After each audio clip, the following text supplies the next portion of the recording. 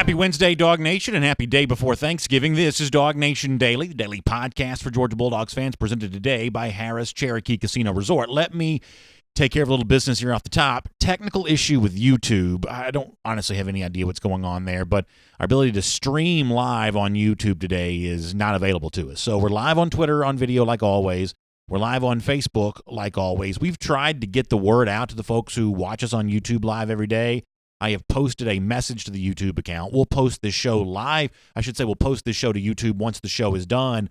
We just can't stream live. I've tried to tweet this. So if you know people that watch the show on YouTube, let them know that they can catch us on Twitter today. They can catch us on Facebook, and we'll try to do what we can with that here today. But we appreciate you being with us. Obviously, radio, podcast, everything else in between. Fun show for us coming up. We'll look at Georgia back at number 4 again in the college football playoff rankings last night. Mike Griffith will join us. I'm going to begin the show, though, in two ways.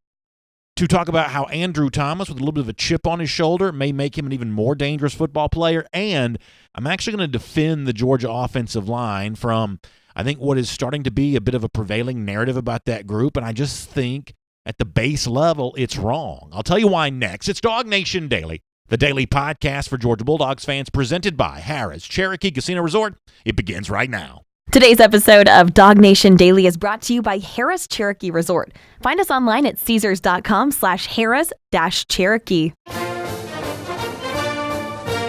Presented by DawgNation.com. This is DawgNation Daily, the daily podcast for Georgia Bulldogs fans. Here's your host, Brandon Adams. One of the things about DawgNation that I've been the most proud of are some of the recruits that we've kind of gotten a chance to know over the years. We've done some of this at Marlowe's Tavern. We had Andrew Thomas, for instance, back before his Georgia career began, a guy we got a chance to talk to well before he became the terrific offensive lineman that he is right now.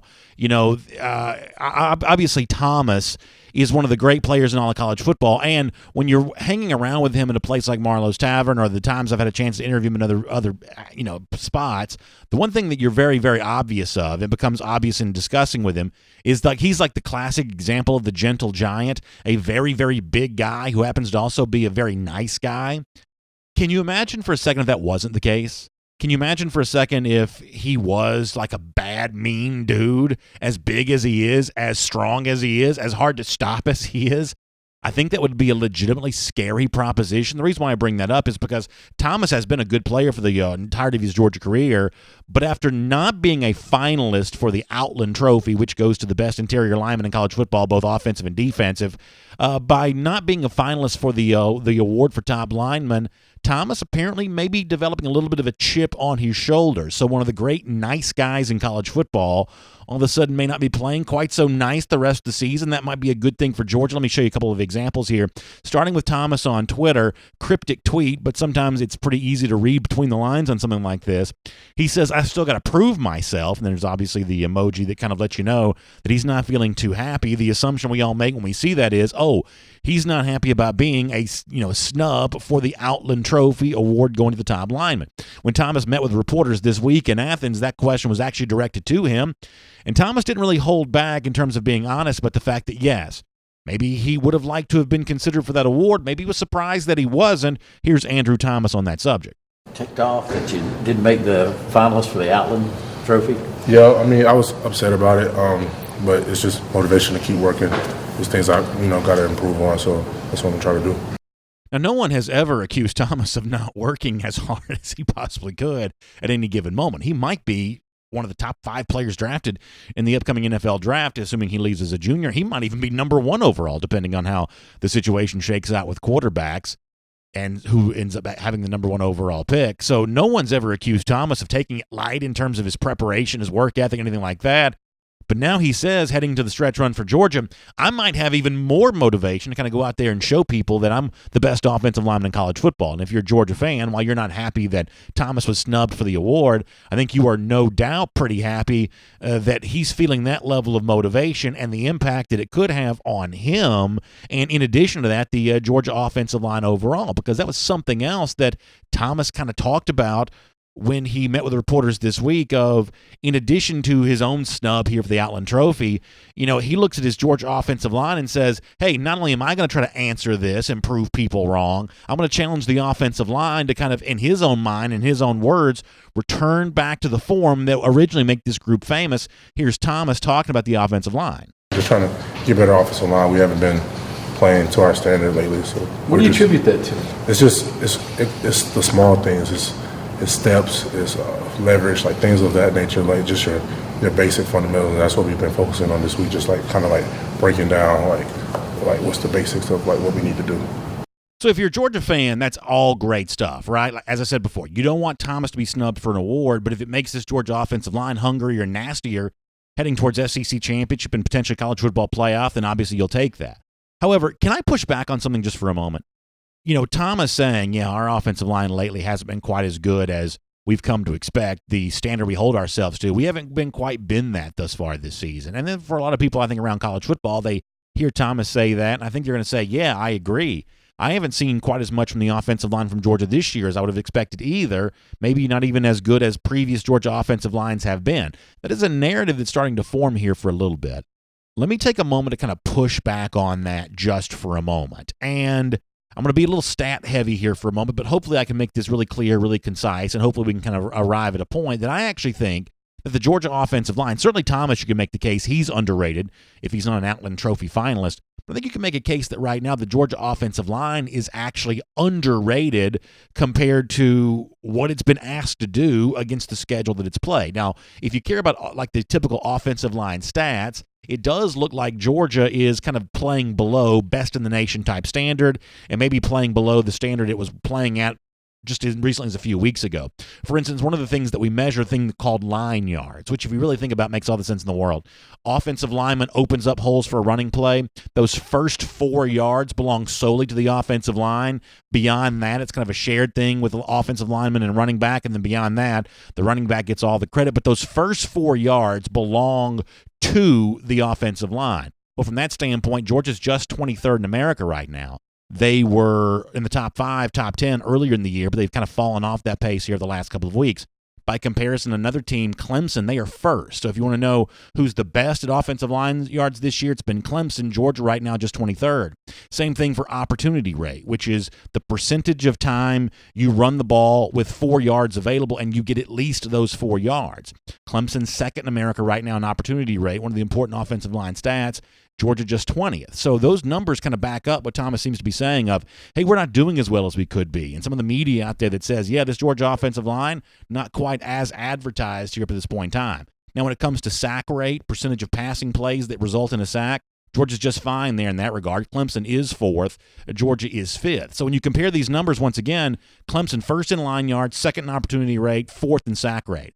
That looks like your best offensive line in America right now. Georgia, who was maybe supposed to be that best offensive line, 23rd in line yards gained, 20th in opportunity rate, which is the percentage of plays that result in 4 more yards, and obviously 5th in sack rate. It does make it seem like, well, maybe this Georgia offensive line kind of has fallen off the pace of what it's supposed to be. But let's look a little deeper than that just for a moment. Like I said, I'm going to try to make this very, very clear and very, very concise. The schedule that Clemson has played that has allowed the offensive line to flourish the way that it has compared to the schedule that Georgia's played, I think tells you a big deal. They only have one common opponent right now. It's Texas A&M, the number 25 defense, according to Football Outsiders. We'll get back to them in a moment. But other than that, here is what Georgia has played. Auburn, number 3 defense, Football Outsiders. Notre Dame, number 8 defense. Florida, number 13 defense. South Carolina, number 21 defense. A&M, as I mentioned, the number 25 defense. Also Missouri and Tennessee at 36 and 38.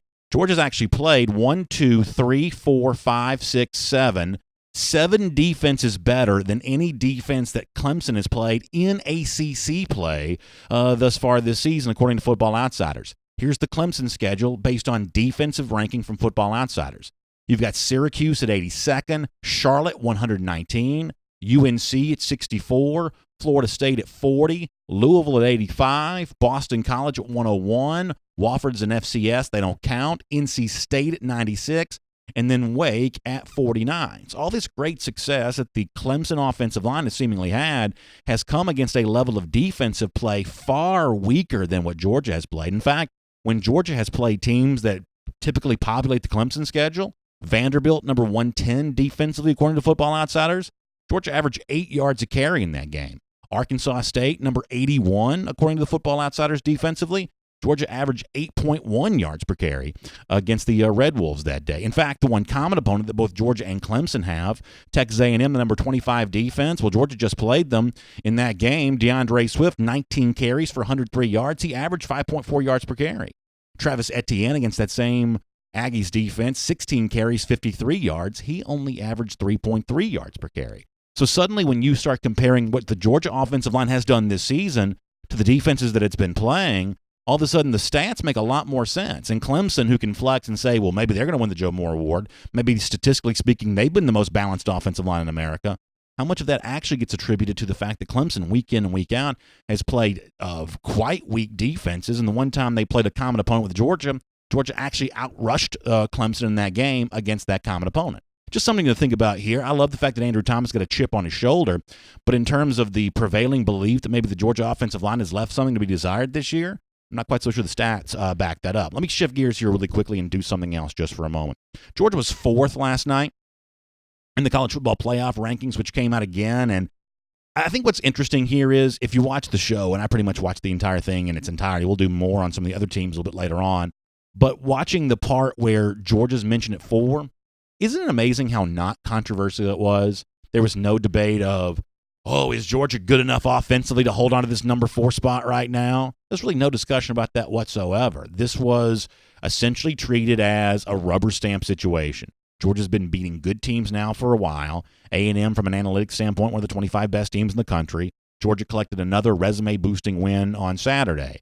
Now, that doesn't mean that Georgia's going to cakewalk its way into the playoff and beat LSU and win the national championship. But in terms of where it's ranked right now at number 4, to the national media, it's not controversial at all. It's the Georgia fans who watch these games closer. It's the Georgia fans who, with understandable good reason, obsess over every play where the offense is being nitpicked the most right now. There's the occasional hater out there on social media or hot taker on TV that may say something about Georgia, but for the most part, the broad analysis of Georgia, the general observation of Georgia, is this is one of the 4 best teams in the country, absolutely in the thick of the fight for the college football playoff. And on this particular instance, I think the fans of DawgNation would do well to follow the national media's lead and realize that right now, Georgia's actually in a pretty good spot as the calendar heads towards December.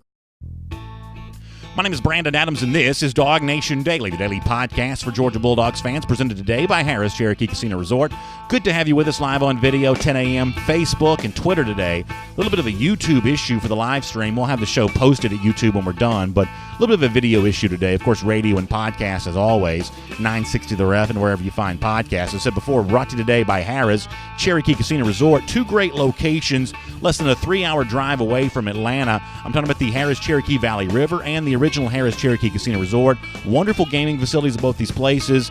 Lots of shopping and dining options. In fact, at Harrah's Cherokee Casino Resort, more than 1,100 rooms, 10 different dining options, spa, shopping, so much more. It's a real luxury getaway experience. And coming soon by the end of the year, The Book is going to open. That's right, sports gaming coming to the Harrah's Cherokee Casino Resort properties, both of them here by the end of the year, coming up really soon. If you're watching on video, you can see the site on your screen. Just do me a favor, though, if you're a radio podcast or if you're not watching the screen right now, listening in on video, just search this, Harrah's Cherokee Casino Resort, The Book, Sports Book. That'll get you all the information you need to know about when you can start making some sports bets right there at Harrah's Cherokee Casino Resort. That's going to be a lot of fun. Speaking of a lot of fun, we're going to have that on our program today. We're going to welcome in Mike Griffith a bit later on. I'll ask him more about the Georgia offensive line and my theory on that maybe this group is actually a little underrated as we head towards that stretch run of the season. Before that, though, Around the Doghouse today brought to you by Engineered Solutions of Georgia. And this is always a challenging week around college football. Georgia's situation on this is not unique. It's Thanksgiving weekend, but it's also your big in-state rival. Pretty much everybody in college football this weekend is playing a big kind of rivalry game, and there's the challenge of kind of managing all of that on the schedule. Giving your players a chance to relax and have some fun on Thanksgiving, I think that's appropriate. Getting your game face back on and being ready to go for Saturday, that's also certainly appropriate and important there as well. Kirby Smart talked about both those topics this week, starting with how it is that you manage Thanksgiving and how that upends the traditional, typical game week. Here is Kirby on that topic. Yeah, the actual Thanksgiving Day, I wouldn't say the week. The week is a work week for us, and it's a game week. So, Thursday we get to, finish a little bit earlier, move some things up. It makes for an awkward scheduling, but I say awkward because, it's different than a normal game week, but it's not awkward for Thanksgiving. It's what everybody does, and your goal in high school football is to be playing on Thanksgiving, and your goal in college football is to be relevant and still have an importance to the game. And for our kids, I know they're fired up to get to see their families, but they like this game. It's an exciting game. That kind of reminds me of something that Will Muschamp, the South Carolina coach, once said. Probably the funniest thing I've heard an SEC coach say in a while. When asked about Thanksgiving a couple years ago, he said, Thanksgiving is a meal, not a day. Thankfully, Kirby Smart's at least giving the full day here, treating it like a holiday. I think the players deserve that, and good for Kirby for saying what he said there. And as far as the game goes against Georgia Tech, hungover from the holiday, from the food coma, looking ahead to the SEC championship, LSU. Certainly Tech hopes that's the case, but we don't really see a lot of example of that in the Kirby Smart era. Players not focused on the task at hand. And to listen to Kirby Smart this week, that's going to be once again the case where it's going to be true. Georgia focused in on Georgia Tech and not thinking about anything else but the Yellow Jackets. Here's Kirby again. No, I don't think you have to worry about that because we don't look at the record. The record, just like last week, we don't look at the record. We look at the team on the tape. That's more important than the record. So, we're not scoreboard watching. We're not record watching. We're looking at the guy across from us. We're really, as simple as it sounds, I know y'all think that people don't do this, but we're trying to take the next step, which is Georgia Tech. So listen, I think that's good stuff from Kirby Smart. I think it's easy to take him at his word there, just given the history of Georgia doing those things, seemingly trying to get better week to week and not looking ahead and not making each game more than what it is. That sort of detail-oriented process that Smart has followed, I think it serves Georgia well in games like this, and I think the Tech is going to run into a buzzsaw on Saturday, to be completely honest. It's Around the Doghouse is brought to you by Engineered Solutions of Georgia, and that's an important thing this time of year because when you have folks coming over, you want a relaxing experience, you want to be able to enjoy your house, but if you've got a foundation issue, that's going to be hanging in your mind. If you've got a waterproofing issue, water creeping into your basement crawl space, it was raining this morning, some of you are dealing with that right now. Well, Engineered Solutions of Georgia can give you help on that. And the good thing is, if it's a simple fix, ESOG will tell you how to do it. They're going to give you the simple solution to a simple fix. But let's face it, when it comes to foundation issues and waterproofing issues, sometimes that's not so simple. Sometimes that's more challenging. And when that's the case, Engineered Solutions of Georgia is also the one to trust because they have 2 full-time engineers on staff. This is the structural integrity of your home.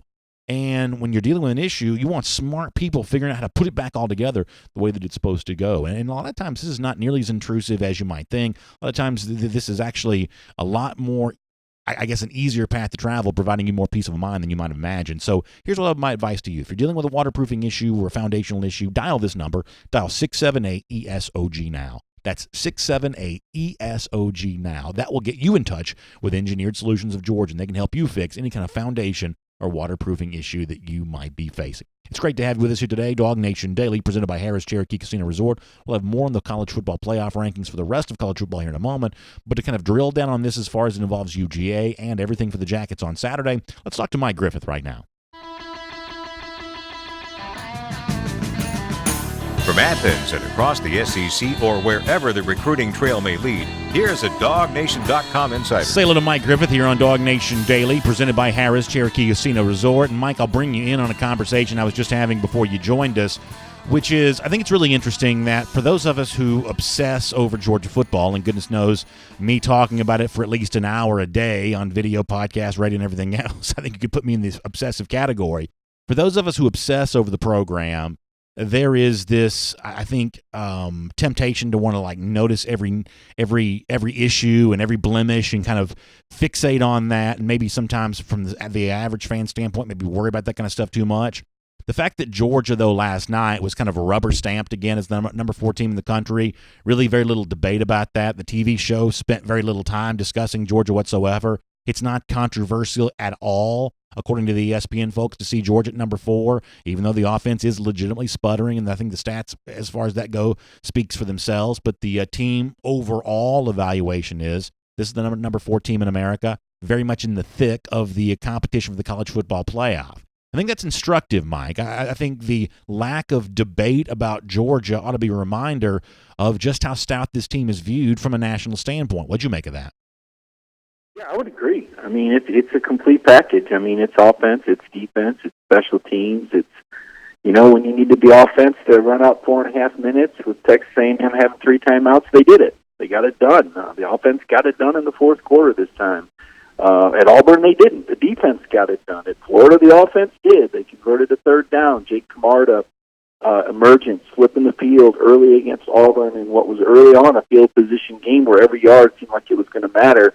Rodrigo Blankenship's consistency, the amount of talent, the coaching staff. I mean, Georgia's solid, man. Georgia's that team that's not going to beat themselves, and somebody's going to have to rise up and beat Georgia. And we still don't really know how much Georgia has in reserve on offense because they haven't trailed in a game since South Carolina. So, does Kirby have a governor on the accelerator there in terms of running clock and running the ball a certain amount of times? But, I think everyone respects Georgia football. This is 3 years in a row now. The Bulldogs have been 10-1, sitting on the verge of the playoffs. A couple years ago they won the SEC title game last year. Last year, lost by a touchdown to Alabama, controversially left out. They weren't number 4, they were number 5. And here we are again with Georgia on the edge. Win the SEC title game, you're in, and if you lose, probably not. So I think it's kind of funny. We're saying this very similar things, but we're saying them slightly different ways. I'm not going to pretend that the Georgia offense isn't a problem. I take Kirby Smart at his word when he said on Saturday in the postgame that it needs to be better. For instance, they're not intentionally throwing incomplete passes. In the last 3 games, there have been more incompletions than completions. That's obviously something that Georgia wants to improve upon. I guess what I'm saying is that being elite at one unit, which Georgia is right now defensively, I don't think there's any debate about that. I think can serve to complement an offense right now that's not quite maybe getting it done to the degree that it probably should. Georgia does need to play better offensively. I'm not going to excuse that away or try to explain that away, but just given the fact that we have seen this group over the last couple of years step up when needed to, I think there's a chance that's the case. I'm not explaining away the issues offensively. I think they're real, and I think in some cases they're substantial and legitimate, but I'm also pretty sure the season's not quite done yet, and this group may still step up, play well when it needs to. Yeah, and if they need to take more chances, they will. But right now, when you haven't turned the ball over since October 12th, that's pretty outstanding. I can't find many other teams without any turnovers in the last 5 games. And Jake Fromm's one of only 4 quarterbacks in the league to start every game. I think there's been 29 quarterbacks. So a lot of the offense that's called is pretty conservative. Meanwhile, the defense can do more, BA. I mean, a 1 turnover, in these, last 2, where are they? I think they're 72nd in the nation in turnovers, or they're not giving their offense a short field. It's the turnover issue has been a problem. They aren't fourth. I think they're 11th or 12th in the SEC in forced turnovers. So they're not. As Kirby said, there's areas where the team can get better. The defense can do a little bit more forcing turnovers. Certainly the offense, if you want a little bit more offensive efficiency numbers. As I said, they haven't trailed, so I think they're calling a pretty conservative game. Again, it all goes together for me. It's not 2 independent entities. It's not like, okay, well, James Cole, you go in this room, and Dan Lanning, you go in yours. It's let's see what the game situation is. And if we're up 21-0 on Auburn, we're probably not going to throw the ball over the middle or take any deep shots. So I think it all works together. Now, against LSU, I think it will come to fruition. I think the debate will be settled, and we will find out, because I do think LSU will score points. And I think we'll see a different Jake Fromm, just as we have in Mercedes-Benz Stadium the last 2 years. When Jake Fromm's called upon, he's delivered. The question is, will Lawrence Cager be out there? That's kind of a big part of this offensive issue, I would suggest. No, that's exactly right. His health situation heading towards next Saturday is going to be a big issue. Let me deal with this Saturday for a moment, though, against Georgia Tech. And I think if you're a Tech fan here, Mike, the thing you're hoping for is, maybe Georgia's going to be, kind of hungover in a food coma from Thanksgiving, looking into the SEC championship. Maybe we can sneak in here and play well against Georgia, give a good accounting of ourselves in the in-state rivalry. And I just think when you look at Georgia's history, there's just not a lot of examples of that. I mean, Georgia did lose a game this year as more than a 20-plus point favorite, but I think that's a different situation than what's going on Saturday. The idea that Georgia will be looking ahead to LSU in the SEC championship, there's just not a lot of examples of proving that to be the case. Wasn't true in either of the last 2 years when Georgia was the SEC East representative, and even predating Kirby, 02, 03, 05, 11, 12. When Georgia's had the SEC championship to look forward to, they have still seemingly kept their focus for the in-state rival against Georgia Tech. this is one of those things where I do think that the nature of the rivalry, to the extent that clean old-fashioned hate even still registers as one, to the extent that it's a rivalry game, I do think rivalries kind of provide their own motivation, and I think that keeps Georgia's focus where it's supposed to be this Saturday. If Tech's only hope is Georgia sleepwalking into Bobby Dodd Stadium, there's just not a lot of example in history of that being the case. Well, more importantly, there's a few guys on this team that lost to Georgia Tech still, and they remember what that was like. And I think that's a factor. I think Georgia's a year or two away from sleepwalking. If Jake Fromm leaves and you got a new quarterback and you got a bunch of guys in the locker room that never lost to Georgia Tech and don't know how miserable it is, that's one thing. But the real reason why you don't worry about it is because there's competition on the Georgia football team. And some of these guys that are going to get an opportunity to play have been hungry for snaps. And they want an opportunity to show Dan Lanning and James Coley and Sam Pittman and Kirby Smart that they can handle it. And, you're going to get an opportunity against Georgia Tech. Kirby's going to play a lot of guys. I don't think we're going to see Lawrence Cager, certainly. You're not going to throw him out there in this game. And, who knows? You might not even see Eric Stokes even if he's cleared. Same with Cade Mays. And so you're going to play other guys who are going to have opportunities to play good football. And they're going to want to move up on the depth chart. When you have the kind of depth that Georgia does, and you have the amount of young talent that the Bulldogs have, those guys don't care who they're lining up against. All they know is they're getting in the game on Saturday, and they're going to take advantage of their chance to shine. So I think that's the greatest motivation, is the competition for playing time at Georgia, the amount of depth and talent, and this will be their opportunity to earn some stripes and, maybe earn some snaps down the road, whether it's LSU or the college football playoff or a bowl game. I mean, everybody wants to play. Hey, listen, BA, I get to sit in that studio once a week. I take advantage every Tuesday, right? I think these guys have the same opportunity.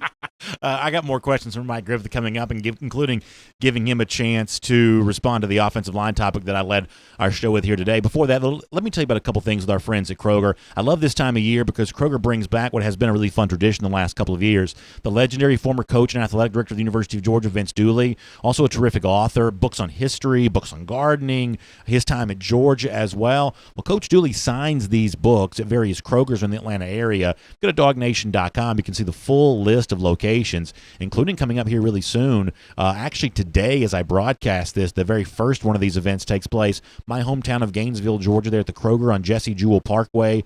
So Coach Dooley in Gainesville today. Then coming up after that in Rome, Marietta, Dalton, Dallas, Macon, Buford, Bon Air, Cumming, Woodstock. Whole calendar of Coach Dooley appearances at various Krogers. Check out DawgNation.com. You can see more information on that. And by the way, while you're there, at DawgNation.com, also the top of the page. Find out more information about these great Kroger holiday platters, starting at just $19.99 for the holiday party you might be hosting coming up this time of year. Meat and cheese trays, veggie trays, shrimp platters, and unbelievable savings, just $19.99. You can get all the information about that involving everything going on at Kroger this holiday season there at DawgNation.com for a whole bunch more on that. All right, so Mike, let me bring you in really quick on the conversation I had before because I want you to weigh in on this as well.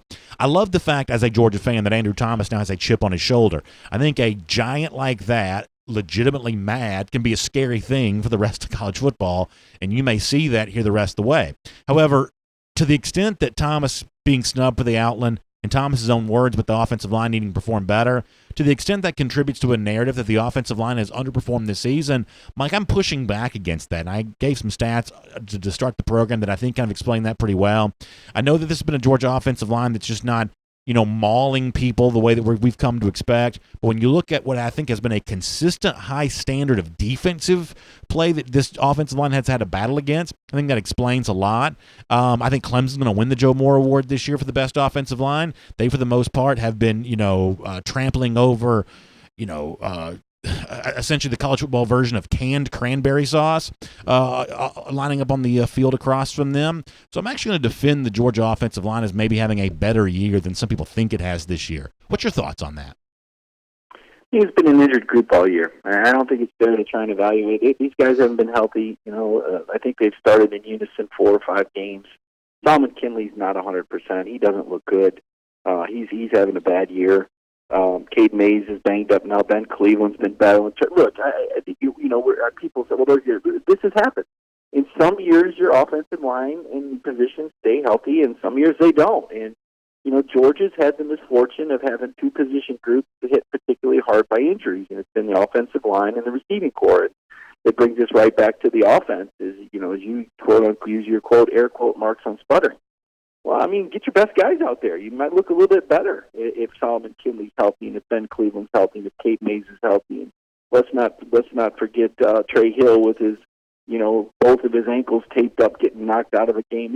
Isaiah Wilson missed, time with an ankle. The offensive line has been in shambles all year, and these guys have fought through it. And I think they've still had a very good year by most team standards. They are one of the 10 best lines in the country, even with all those injuries. That is remarkable. Let me tell you. I refer back to Tennessee. They got injured and they went to pot. They went from a top 10 team to losing to South Carolina and Vanderbilt. It happens in other programs, but Georgia has such quality depth that they continue on as a college football playoff contender, even with 4 out of 5 offensive linemen missing game time this year, 5 out of 6 technically.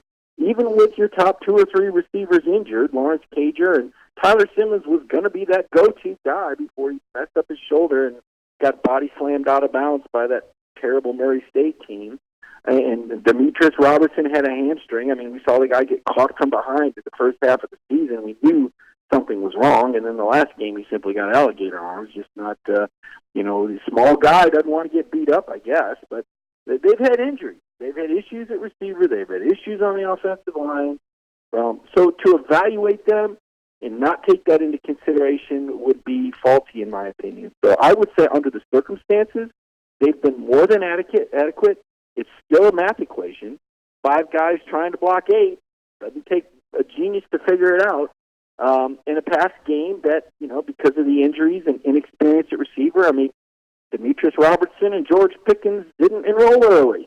Would have been great if they did. Might be a little bit different right now. It certainly would have helped to have early enrollee receivers that knew the offense, but instead we've watched them line up wrong and miss routes and have issues throughout the year, and they're still growing. So that's my assessment of the offensive line and kind of the offense in general. It's just the injuries have had a large effect on it, and football is a game where you've got to have continuity, and it certainly affects the quarterback performance. We've seen it many times in many places. Steve Young with the Buccaneers wasn't the same Steve Young that played with the 49ers. Let me finish up with this, Mike. I think the feeling of the Georgia basketball team changed mightily around halftime of the game against Michigan State yesterday and really deep into the 9 also there as well. Blown out by Dayton, getting blown out by the Spartans, and then Anthony Edwards goes off in the second half for what was actually really one of the most thrilling performances we've seen from a Georgia basketball player probably ever, and I don't think I'm overstating things by saying that, even though it doesn't result in a win. There was no doubt who the best player on the floor was for the Dogs in Maui yesterday. Then Dayton goes out and does to Virginia Tech what it had done to Georgia. They look like one of the best teams in the country right now, and once again, I'm not exaggerating by saying that. So suddenly the feeling of Georgia here in Maui is a little bit different. They're 0-2, and they're playing the last place game against the Silver Swords of Chaminade today. But nonetheless, Anthony Edwards is proving that he can go and play against anyone and that he's going to bring that real spark to Georgia. I don't know if this is a good team, and I think it's a lot easier to kind of have an offensive performance like that against a team that's up 30, maybe taking its own foot off the gas a bit. So I don't know if Georgia's a good team or not, but they are a fun team, as proven yesterday by the thrilling near comeback against Michigan State. What did you make of it?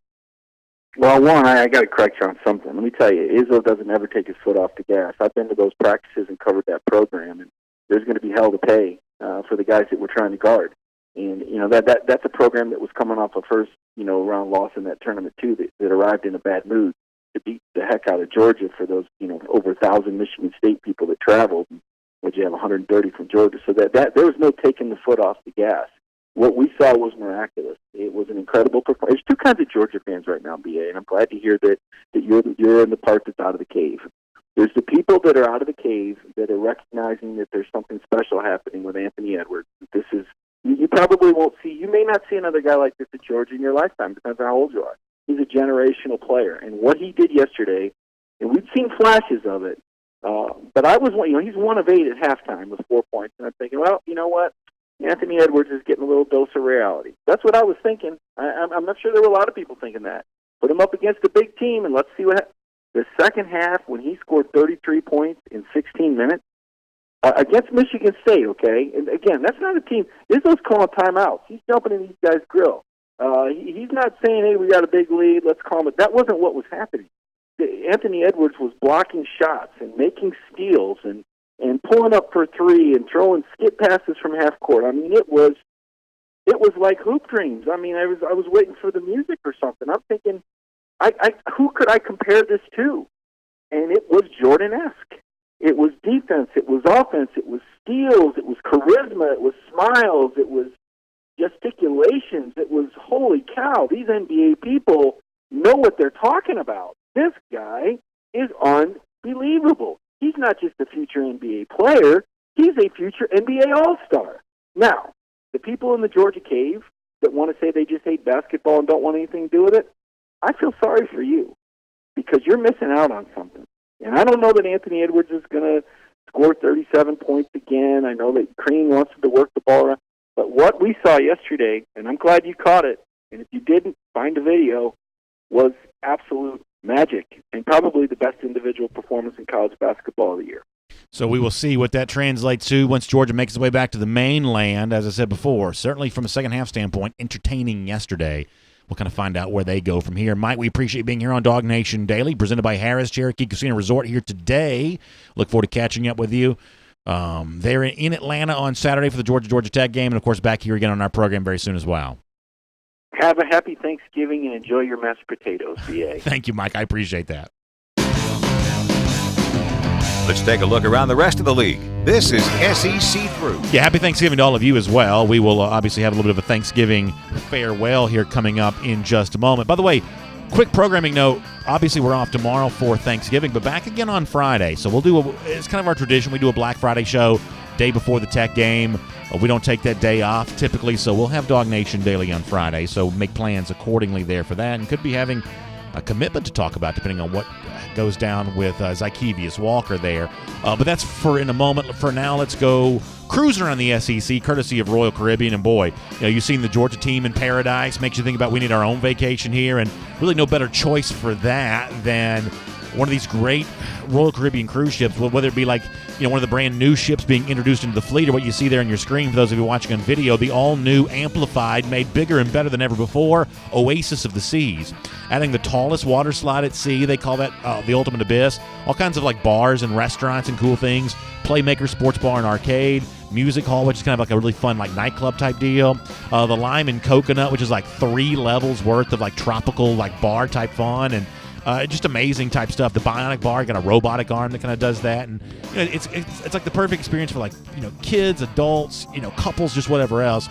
I've been on many Royal Caribbean vacations, and I've been just deeply satisfied every single time, and I just love the idea of these vacations being a short drive away as well. Right there in Florida, kind of get on one of these ships and you can get on your way there.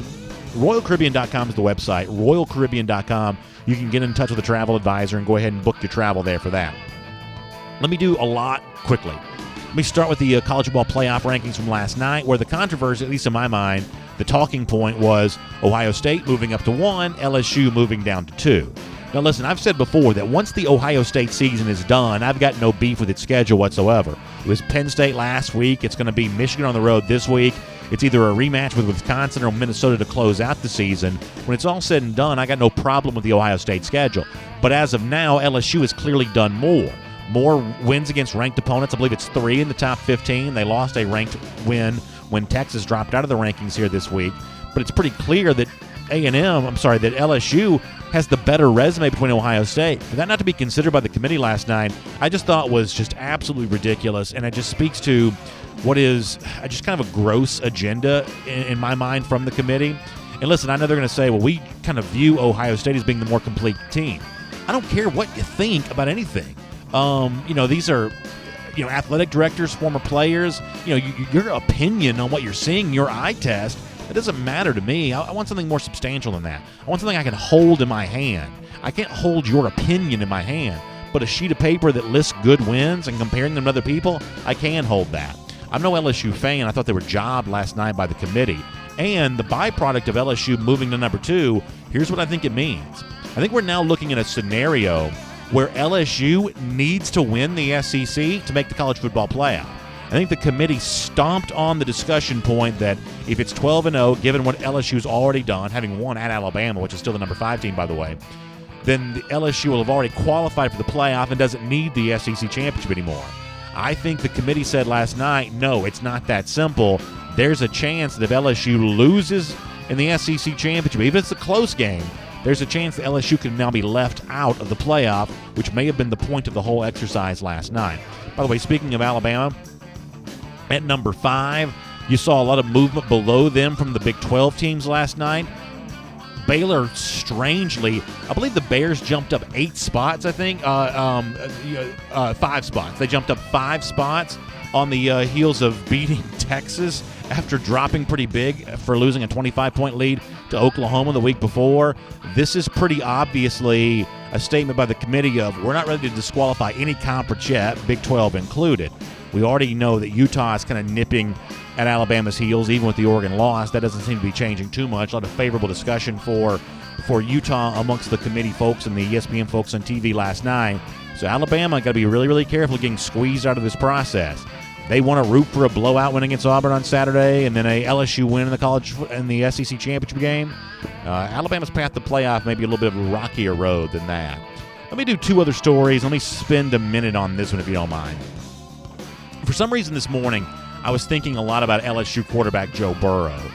And one of the things I was thinking about is, and if we assume for a moment that LSU goes on to win the SEC and then goes on to win the national championship, if we assume that for a moment, isn't it interesting how different Burrow's going to be than recent college football national championship quarterback? Now, Dog fans obviously hope he does win the national championship, but just for go with this topic for a minute. You know, last year we had first-year starter Trevor Lawrence win the national title. Back in 2017, we had true freshman Tua Tagovailoa come in and save Alabama, leading to a national championship. 2016, there was a veteran quarterback. 2015, it was Jacob Coker, a first-year starter quarterback. 2014, it was Cardell Jones, first-year starter. Really few game starters stepping in for the situation for Ohio State. Jameis Winston was a first-year starter in 2013.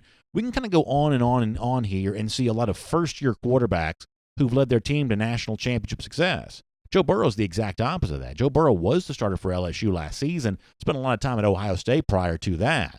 Joe Burrow's been around the sport of football now for a while. Let me give you a number you might not be aware of. Joe Burrow's birthday is December the 10th, 1996. That makes him about 6 months older than the quarterback for the New York Jets, Sam Darnold, who was born in June of 1997. Could be that we're kind of in a little bit of a paradigm shift here, where all of a sudden, veteran quarterback who understands the offense that a guy like Joe Brady wants to run, that's the weapon that seems to be really, really lethal in college football right now. Last few years prior to that, it was you're either kind of a national championship quarterback or you're not, and if you are, you prove it right away. No one was waiting to win. If you were waiting, that was proof that you were never going to win. Well, Joe Burrow kind of sort of subverts that paradigm by the success he's had this year. He's actually older than one of the starting quarterbacks in the NFL right now. I find that to be pretty interesting. And I guess the obvious correlation here is what's going on with Jake Fromm at Georgia. We don't know how this season's going to end, but there seems to be a growing consensus that the season's playing out in such a way right now that Fromm may come back for his senior season. If that's the case, is there a chance that Fromm, as a senior, old guy on the block, kind of find some of the magic that Joe Burrow has seemingly found this year? Obviously, we don't know, and for Fromm, he hopes he wins the national championship this year. But it's at least worth considering that we may now be entering an era where experience at the quarterback position, based on Burrow's success, might matter more than it has in recent years. Something to think about. One more thing to get to here. ESPN, I'm going to do this for like a second. ESPN had a kind of an interesting expose. I guess that's not too strong of a word to use. Examination of Jeremy Pruitt and some of the situations involving injuries at Tennessee. Darren Kirkland was the player they got the quote from, and I guess there's a thought here that maybe Pruitt has upended what the medical staff wanted to do, training staff kind of not super cooperative with them there in that regard. Hard to know what's really true here on this. I think there's a lot more that will be said about this one way or another, but the initial part of this is not a good look for Pruitt. I don't think it puts him in any kind of danger at Tennessee.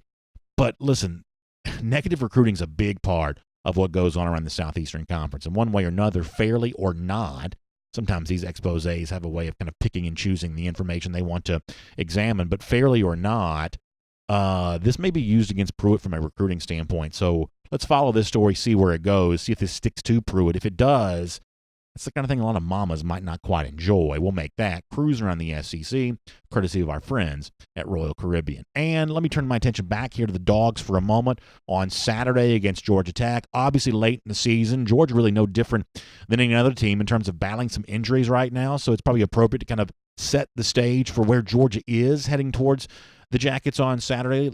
Let's do that right now as a part of our OrthoAtlanta injury report. You can read more about this from Mike Griffith at DawgNation.com here this week on the website. But for now, let me let you hear Kirby dating back to Monday. Some of the guys that have been banged up, a little bit of info on some of those guys, but I think deep down we know this is about getting through the Tech game and getting everybody as healthy as you can for the following Saturday against LSU.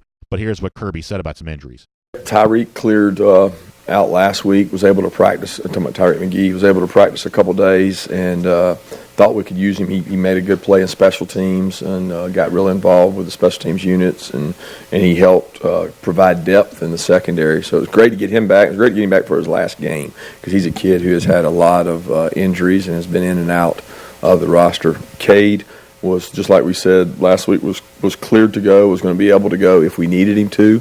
We wanted to try to avoid it if we could. And we were able to get through the game without having to use him.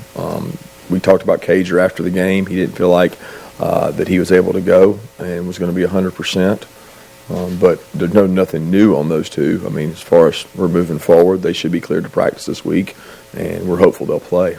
There's another one, right? Stokes. Yeah, Stokes got dinged in the game. I think it was on the offensive pass interference play where he and the receiver kind of ran together.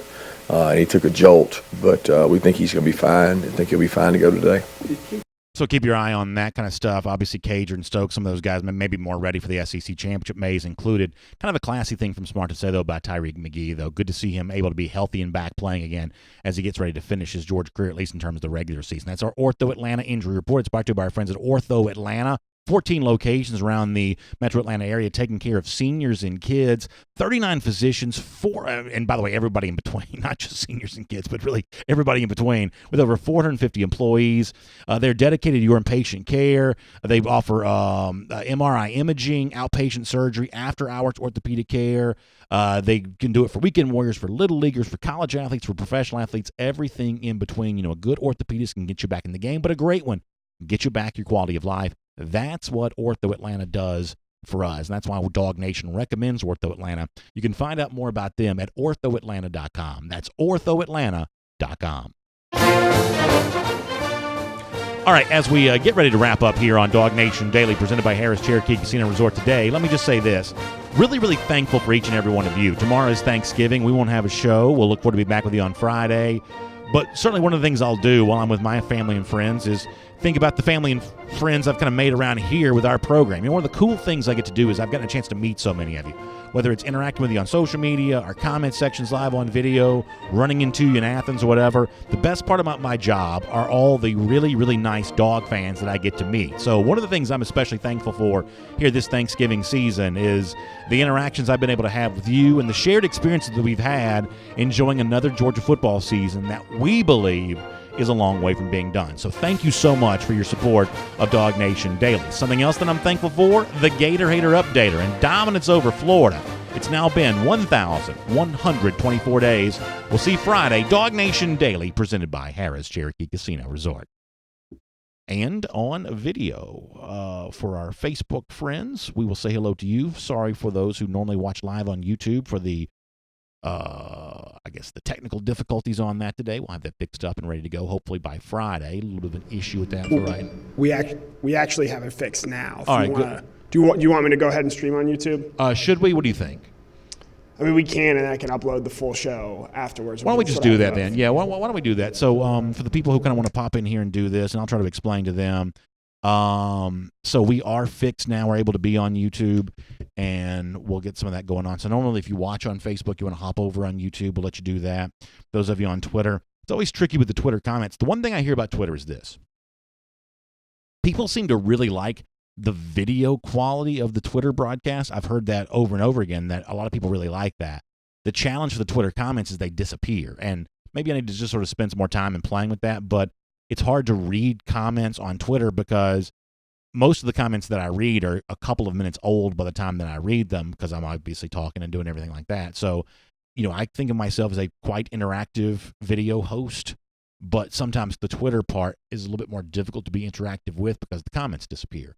So, nonetheless, that is the story on that. By the way, huge thanks to R.S. Andrews for making all this possible. Make sure you get that $99 furnace safety check. If it's not warm enough in your house, you got family coming over, they're freezing cold, especially at night.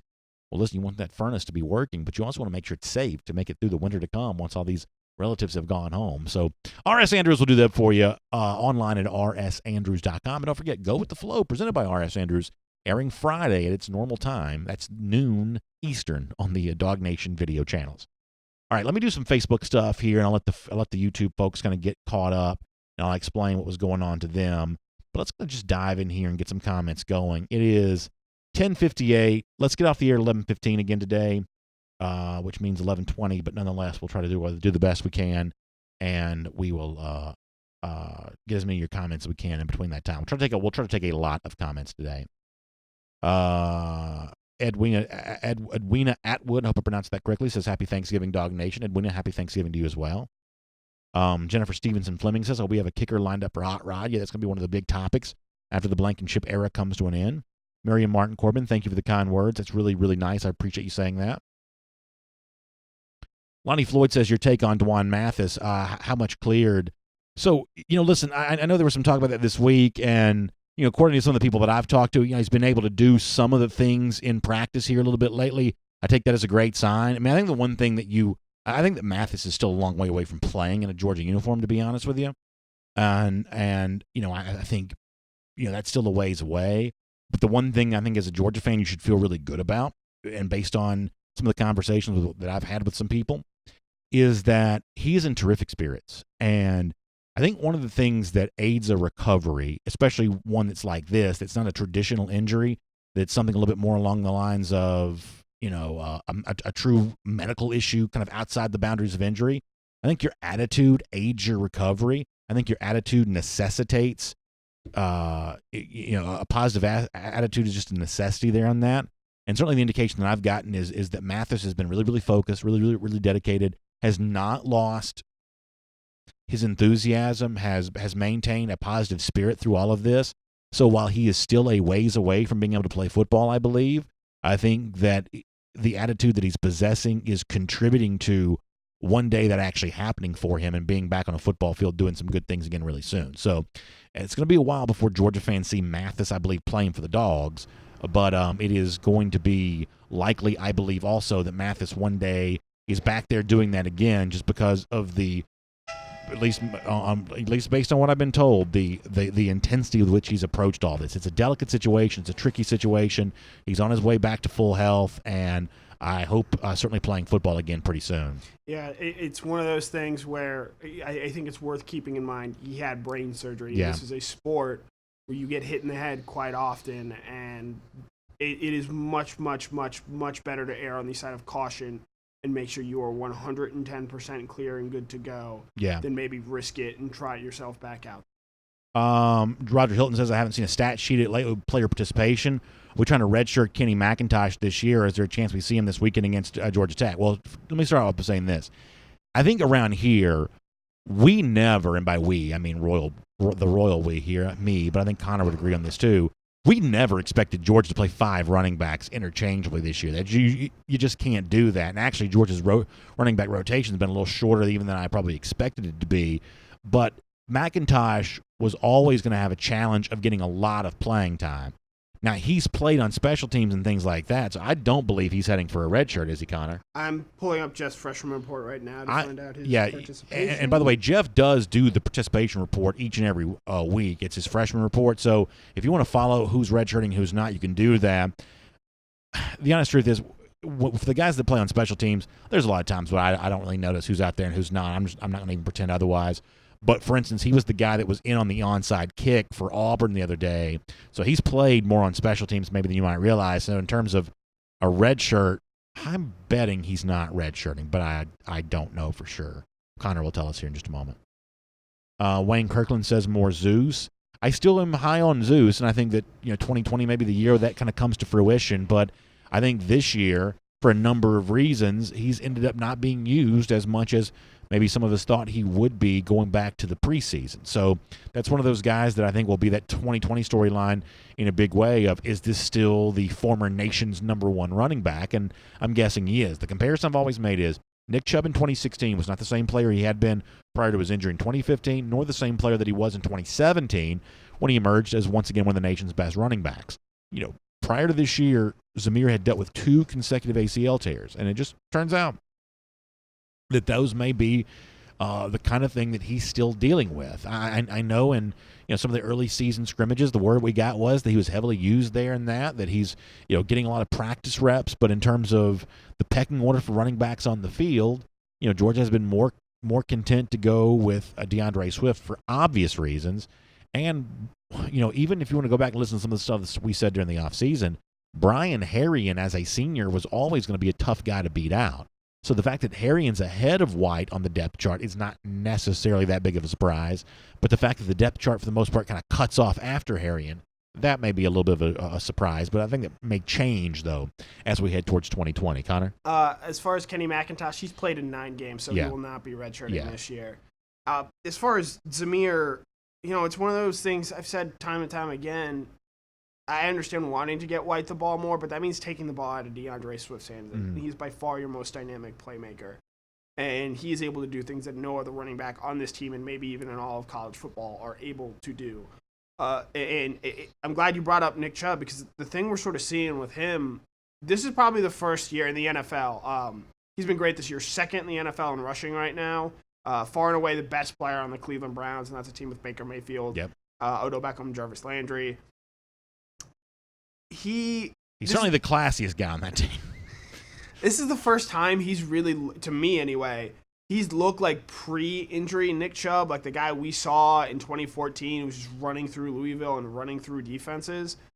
And so I think that's important to keep in mind with Zamir, that, it's really year 2, year 3, you get farther away from those injuries, that you sort of start to look like that playmaker again. And to Zamir's credit, when he has gotten carries this year, we've seen those flashes of him being a very physical runner, a guy who's going to push the pile, move forward a little bit. I think the thing that Georgia fans may not love is that a lot of his carries have tended to come just running straight up the middle, something I've come to find out no Georgia fan wants to see. Green Soldier says, I can tell you, as someone who has torn an ACL, it takes a full year before you have full confidence in your ability to run and cut during a game. I think that's probably true. Thanks, Green Soldier, for saying that. And by the way, let me also kind of go back, especially for those on YouTube who may miss the earlier portion of the show. Let me go back and say what I said to begin today. And I made this point about the offensive line earlier, but I'll kind of leave that on its own for right now.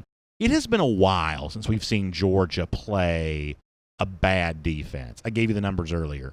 Auburn, number 3 defensively, Football Outsiders. Notre Dame, number 8. Florida, number 13. South Carolina, number 21. A&M, 25th. Missouri, even 36th. Tennessee, even 38th. We haven't seen Georgia against a bad defense in a while. 8 yards per carry against Vandy to start the season. 8.1 to start the season against Arkansas State. Are we all in for a reminder of what Georgia looks like against a bad defense on Saturday? Because I don't have the tech numbers in front of me, but my guess is they're probably not like just skyrocketing in the Football Outsiders defensive efficiency rankings. Are we going to all be in for a reminder of, in the SEC, even the bad teams have, in some cases, fairly stout defenses. Gosh knows South Carolina's defense was like fire-breathing dragons. Missouri, pretty good defensively. Are we going to be in for like a reminder of, oh yeah, this is what a Georgia offensive line and a Georgia collection of running backs looks like against a less than stellar defensive front? Is that what Saturday's going to be about? So, first, I think the number I have to mention first, Georgia, 32nd in the country in passing defense. They've given up, I believe, and David Hale dug this stat up, they've given up the same number of touchdown passes over 10 yards as Alabama has this year. Now, that says what you want about Alabama's secondary, I think, more than Tech's. Tech is a good secondary. Jeff Collins does have a background in sort of secondary play, and that's sort of how he rose to prominence. But the front seven, 82nd in scoring defense, 87th in rushing defense. I think this is a game where maybe it looks like the Jim Chaney offense, where you are running the ball quite a bit, and you are using the running game to set up your deep passing game to guys like a George Pickens per se, probably a Demetrius Robertson, hopefully a Dominic Blaylock, along with Kyrus Jackson and Tyler Simmons. Yeah, I mean, let's see if we can find. I'm gonna try to find this. I don't see heights and weights for these guys. I mean, something tells me like the big 330s and stuff like that, the Javon Kinlaws and the Derek Browns and the whomever. Something tells me that Tech's probably not quite tipping the Toledos at the same weight class, but I could obviously be wrong about that. Stuart Nick says, I hope Cager doesn't play a single snap Saturday. I have to say I hope it's not either. No Eric Stokes for me. No Cager for me. No Cade Mays for me. I'd be okay seeing Cade Mays. Would you really? The interior of Georgia's offensive line, we talked about this yesterday, has not been as good as the tackles. And I think I'm just a big believer in, and I've chatted with John Stinchcomb about this, just playing the same 5 guys, playing consistent 5, because I do think that has an impact. And I think if Cade is the guy you're going to trot out there against LSU to sort of be, that starter quality, that guy, and it could be Ben Cleveland as well. Cleveland has been in more on rushing downs, whereas Cade has been in more on passing downs.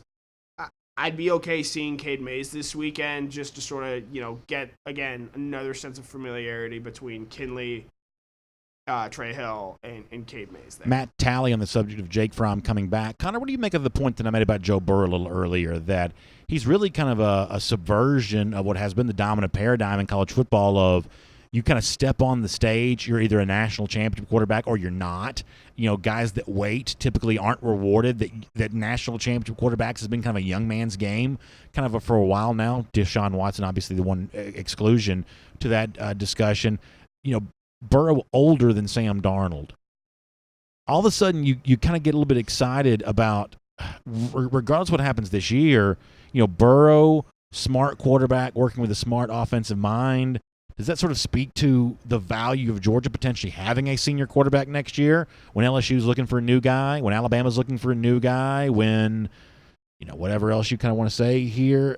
All of a sudden, senior Jake Fromm, regardless of how this season ends this year, that becomes kind of an interesting proposition for me. I think you feel a little bit better about the passing game next year. Obviously, they're going to have to replace Andrew Thomas and possibly Isaiah Wilson as well. And the running game, I think, is going to be interesting because Swift and Harrion will both be gone. But you have guys like Zamir White, Kendall Milton coming in. I'm forced to admit James Cook here, even though I've now joined you on the other side of it's just not worth mentioning at this point. Mm-hmm.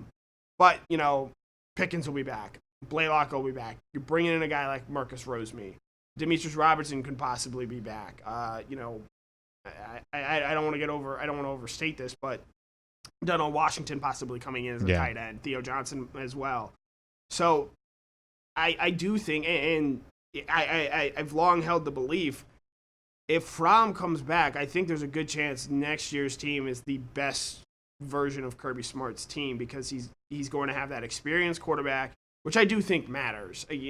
As much as, Tua's played well and Jalen has played well, was a junior Deshaun Watson beating out a freshman Jalen Hurts. The Georgia-Alabama game is sort of an outlier, but I do think that having a veteran presence there at that quarterback situation does help. And, I think it's worth remembering as well, Joe Burrow got another year of experience in Steve Ensminger's system, and Joe Brady certainly instituted some new policies there. But you even saw at the beginning of last year, and this is why you were so accurate in pointing out that you thought LSU could win the West this year. Yeah. That offense, as great as Joe Brady has been this year, that offense started to figure some things out. It did. After the Alabama game last year. It did.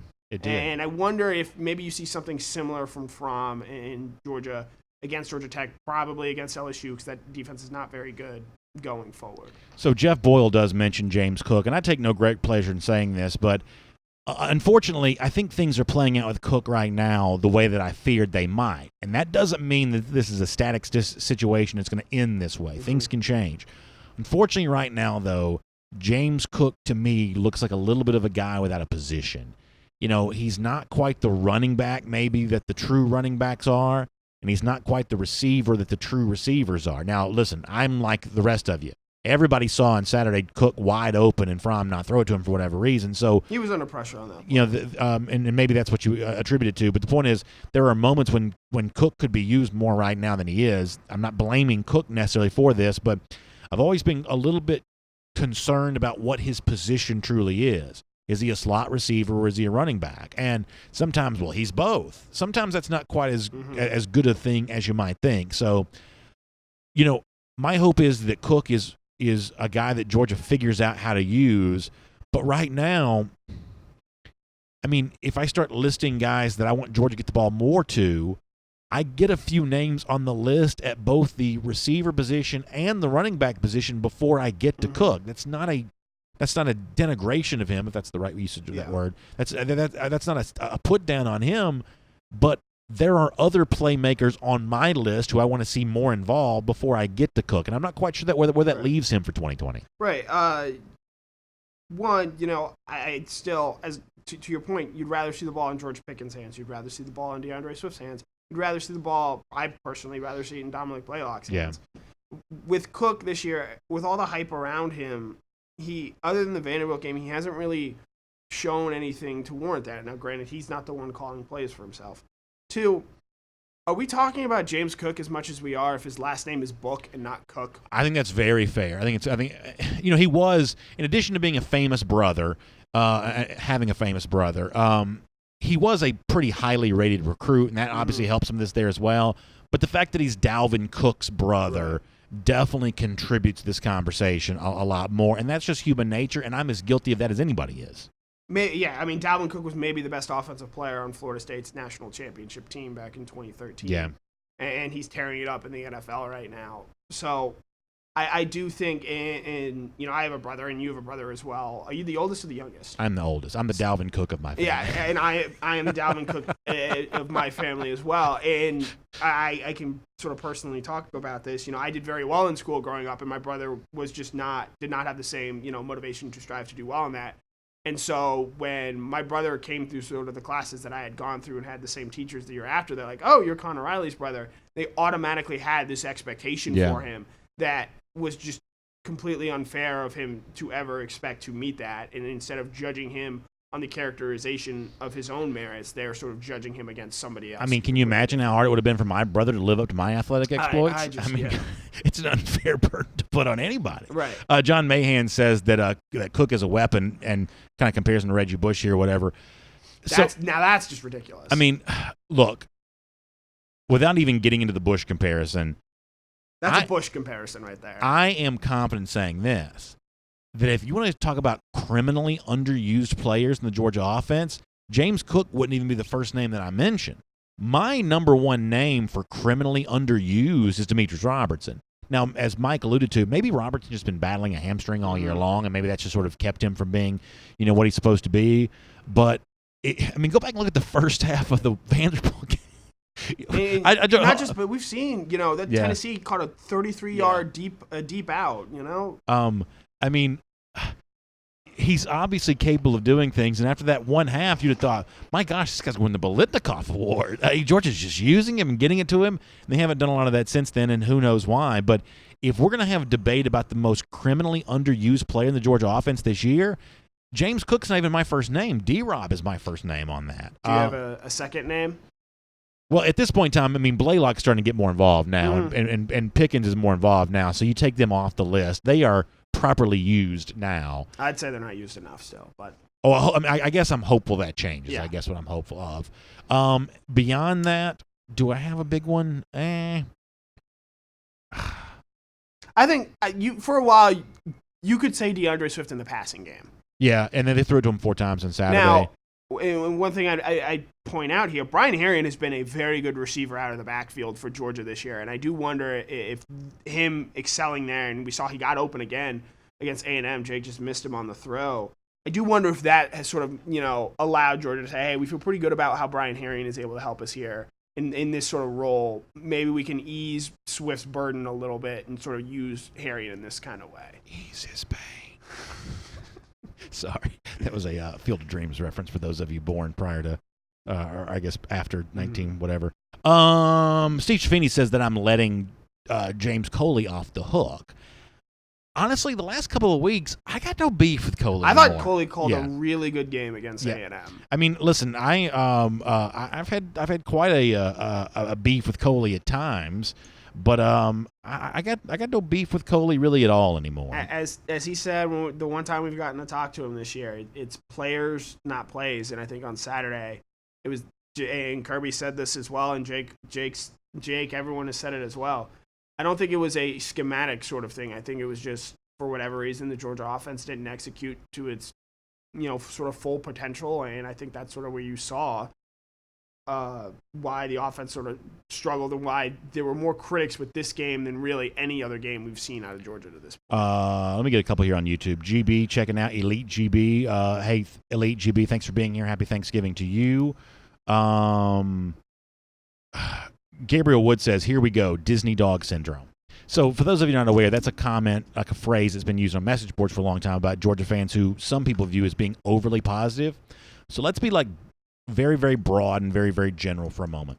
The Georgia fan who's really, really positive right now compared to the Georgia fan who's what they would call realistic. The Debbie Downer dog. Right. You can call them what you want. They would say they're being realistic, but some people would say they're being pessimistic. So let's just broadly define this as optimistic versus pessimistic. Almost like political parties. You got the optimists over here, the pessimists over here. Wait a minute. And I'm not saying like real political parties. I'm saying let's pretend these are political parties within DawgNation right now. There is no doubt on my mind the party platform for the optimists right now makes way more sense than it does the pessimists. And it's not because the pessimists don't have some facts they can point to. It is, and I said this to Mike a minute ago, Georgia is not intentionally throwing incompletions. They've had more incompletions than completions 3 weeks in a row. They're not intentionally throwing those completions. That's obviously a fact that the pessimists can hold on to. But when you look at the whole overall big picture, I think the optimists' party platform makes a lot more sense right now than the pessimist does. So if this is a vote between the optimistic appraisal of what's going on with Georgia and the pessimistic appraisal, no one is completely right or wrong, but the so-called Disney dogs, the optimists, even the extreme optimists, I believe are actually getting this more right than the pessimists are right now. And that's not because I'm under any obligation to say that. I just happen to think that things are actually a little bit better with Georgia now than some of the pessimists think. And I'll let you talk, but let me just say one more thing about this. That does not mean that the season will necessarily end that way. I said this on Monday.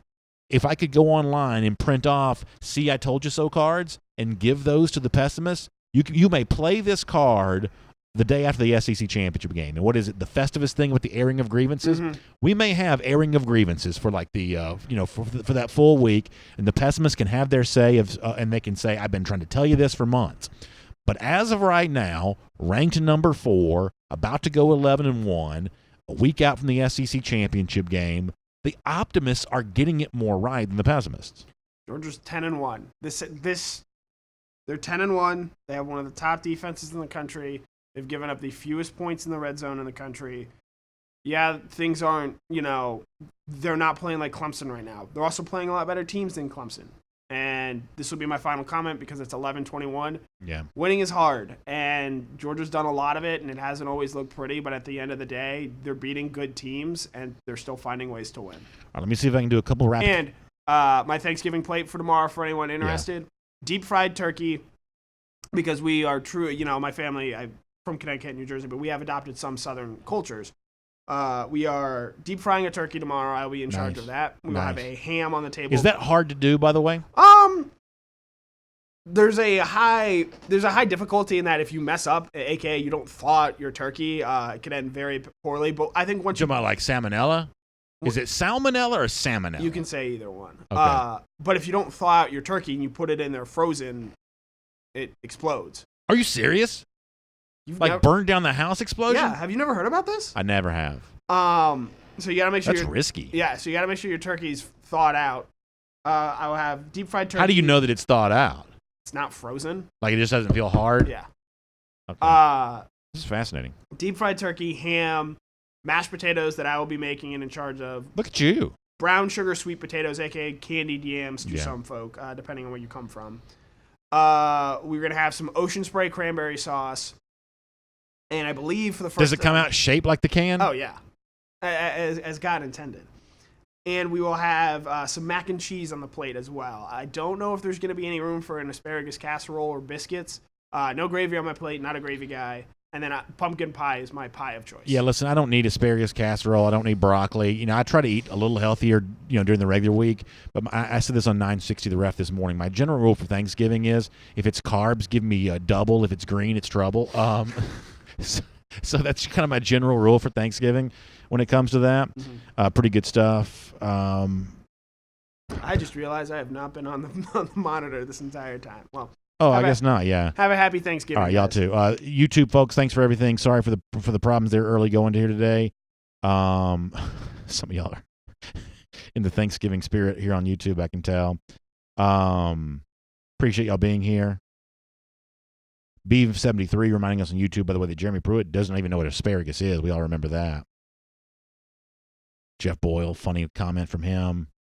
Joel Moody says, the cream corn, sweet potato casserole, sugar-cured ham. Sugar-cured ham is really, really good. I like the salt-cured stuff a lot too, but the sugar-cured can be really, really good.